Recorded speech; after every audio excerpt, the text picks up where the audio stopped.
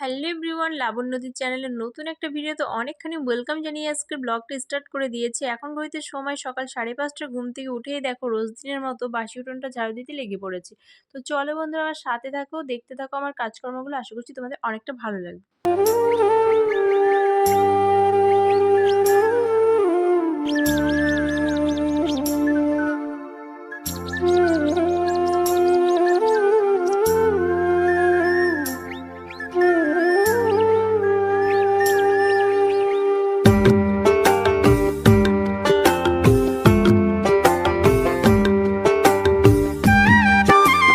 উঠোনটা ঝাড়ু দিয়ে এখন চলে এসেছি এই সাইডটাতে। তো ঘরের ভেতরটা এখন এই যে ঝাড়ু দিয়ে নিচ্ছি। তো এটা এখনও কমপ্লিট হয়নি, আমাদের রান্নার জায়গা হবে।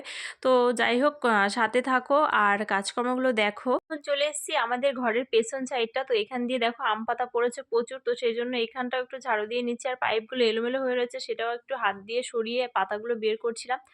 তো দেখো কত পাতা পড়েছে, শুকনো পাতা। তো যাই হোক, আমি এখন এই সাইডটা ভালো করে ঝাড়ু দিয়ে দিচ্ছি, কারণ পরিষ্কার করে রাখলে কিন্তু দেখতে বেশ ভালোই লাগে।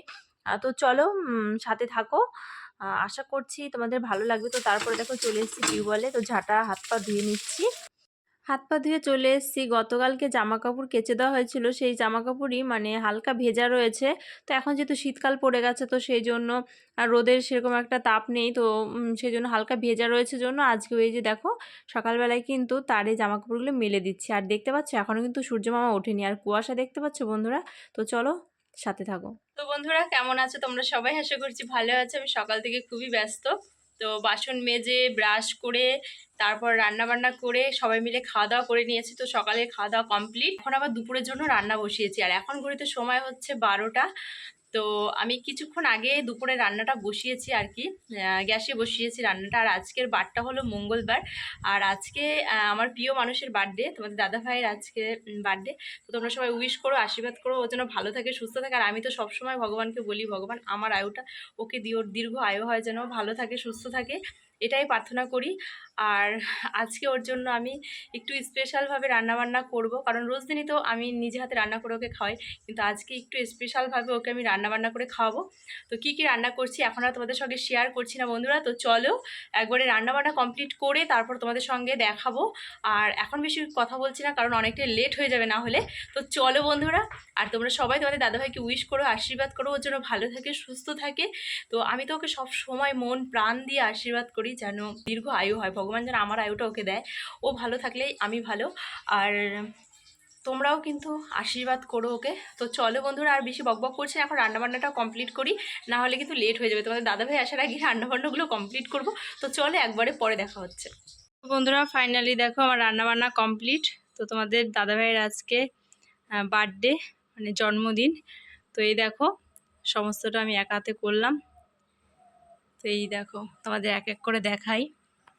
তো এখানে করেছি বেগুন ভাজা, পটল ভাজা, আলু ভাজা, পেঁপে ভাজা, ঢ্যাঁড়স ভাজি, লেবু, তারপর টমেটো, পেঁয়াজ, গাজর, একটা কাঁচা লঙ্কা দিয়েছি। তো এই দেখো, আর এখানটায় হচ্ছে মাছ, এখানে ডাল পেঁপে দিয়ে, এখানে গলদা চিংড়ি, এখানে যে ডিম দিয়ে পনির মতো তরকারি করেছি, এখানে দেখো মিষ্টি, এই তো জল, ব্যাস।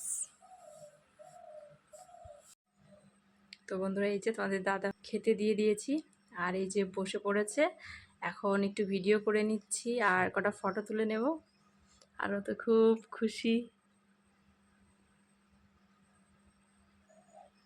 ভালো লাগছে কতটা।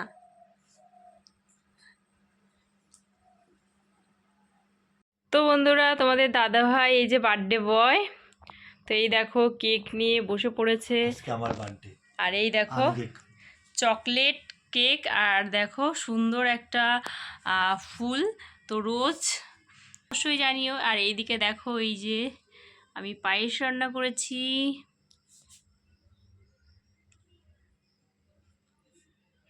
আর এই দেখো কাঠের একটা চাকু দিয়েছে, দেখাও, নাইস, খুব সুন্দর। আর এই দেখো বেলুন ফুলিয়েছি, এই যে দেখো। এখন সব কাঠের চামচে চলে। হ্যাঁ, আর প্রিয় মানুষটার জন্য আমি এইটুকু করতে পেরে আমার খুব খুশি। আর ও দেখো খুব খুশি হয়েছে, ওর মুখ দেখে বোঝা যাচ্ছে। কতটা খুশি তুমি? অনেক, এতখানি। আমার বোন জন্য, সবই আমার বোন জন্য। কিছু কিছু সুখে এত খুশি থাকে মিশে, ধরা দেয় অচেনা কাছে এসে ভালোবেসে। আজ মন খুঁজে পেল মনের খুশি, আজ মন ফিরে পেল সুখের হাসি। এলো যে স্বপ্নের দিন ও কাছে এলো। বন্ধুরা চলো আজকের এই ব্লগটা এখানেই এন্ড করছি। সবাই ভালো থেকো, সুস্থ থেকো, আগামীকাল নতুন ব্লগে ফিরে আসছি।